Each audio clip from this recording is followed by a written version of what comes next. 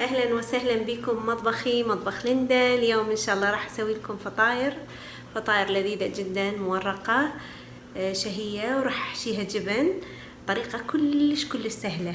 يلا خلينا نبدي. اول شي نخلي 3 أكواب طحين، هذا قياس الكوب 3. نضيف لهم ملعقة صغيرة من السكر، ونضيف ملعقة كبيرة من الزيت، وربع كوب من اللبن رايب، روبة لبن زبادي شو تقولوا له. بعدين ملعقة صغيرة من الملح أو أقل بكيفكم، يعني أقول ملعقة صغيرة كافي. ونضيف ملعقة ونص صغيرة من الخميرة. نبدي نحرك المواد مع بعض.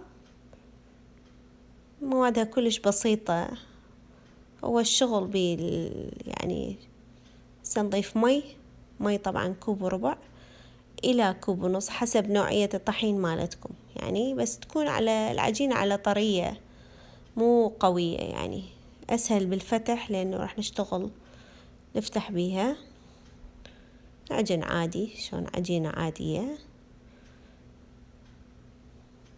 خلاص صارت عندي كاسة بيها شوية أكثر زيت من العادي، أريدها بهالحالة من ترتاح العجينة شوية الزيت يساعدنا وإحنا دا نشنقها، يعني العجينة دا نسويها شنق.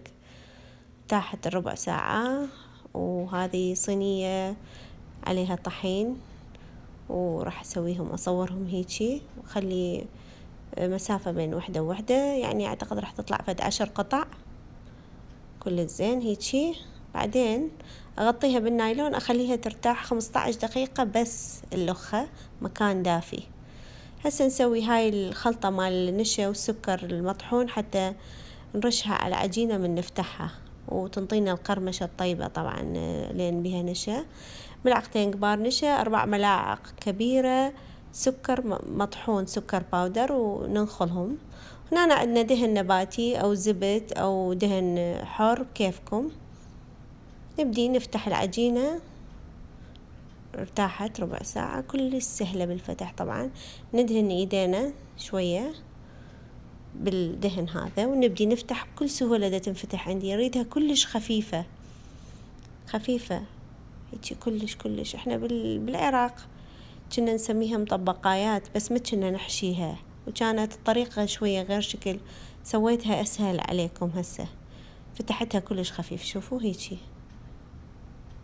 اللي نسويها، سنرش من هاي الخلطة مال نشا والسكر باودر هيجي كلها كمية زينة. بعدين ندهن ايدينا شوية مرة ثانية، ندهنها لايدينا ونمسح العجينة هيجي ندهنها. هسه اللي راح نسويه عندنا يا اما هاي القطعة مال بيتزا، او اني عندي هاي اسهل استعملها بالمعجنات بالباي، يعني هيجي تسوينا فتحات بالعجينة هيجي حتى تورق العجينة يمنا باعو، هيجي كلها فتحات. هنا شو راح تورق يمنا العجينة كلش حلو بهالطريقة. صارت كلها بيها فتحات متساوية. راح ابدي المها مثل ما نسوي المهفة، ماكو المهفة الورقية اللي نسويها هيجي. شوف العجينة شلونها كلش حلو شكلها صار. واو ورقت هيجي، واو ورقت صارت كلها هيجي. بس راح نسويها نلفها مثل الحلزونة هيجي، شكل كلش حلو طبعا. بعدين نقلبها على الجنب الثاني ونسوي فتح حفرة جوا حتى نحشيها. تقدرون ما تحشوها، يعني تبقى هيجي بلا حشو. او اني راح احشيها جبن كريمي، جبن كيري المتوفرة عندي، او اي نوعية جبن كريمي يصير. وقلنا مو شرط تحشوها، اني ما لبست كفوف، ما يرهم بهالشغل كفوف، سامحوني. نقفلها هيجي ونكمل كلهم، بعدين نرجع اكملهم كلهم ونرجع. هيك شكلها حلو. واو. نبدي نفتح الفطيرة شوية. أنا محضرة صينية بها ورق زبدة كلها هيجي. الفطاير عندنا ارتاحت تقريبا نص ساعة، والفرن شغلته على درجة حرارة 400 فهرنهايت 200 مئوية، وراح اخليهم بالرف الوسط. طبعا اشعل الآن الفوق والجو سوا، يعني اخليهم على البيك. عندي هنا البيض، راح امسحهم بالبيض، عبارة عن بيضة واحدة وشوية حليب وسكر،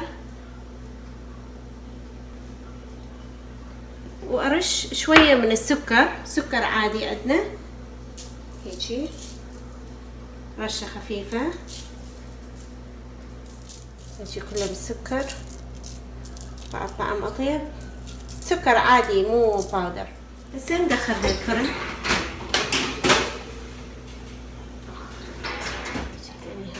جبنها مبينة شوية، شلون رشيتها بشوية سكر باودر، شكل روعة والريحة واو.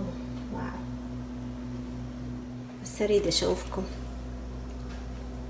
واو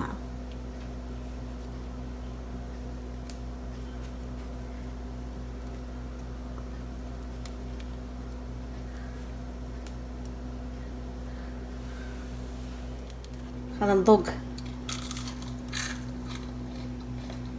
لا الطعم فد شي قرمشة من برا، من جوا هشة والجبن ويا استكانة شاي. طبعا لذيذة جدا جدا جدا، انصحكم تسووها. تقدرون تسووها وتخلوها بالفريزر يصير، تطلعون تحمون عادي كميات كبيرة تضاعفون المقدار.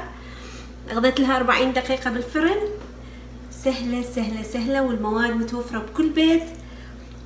يلا عجبكم الفيديو سووا لي لايك، اي سؤال اجاوبكم بالتعليقات. اشكركم على المتابعة، اشوفكم فيديوهات جديدة. يلا مع السلامة.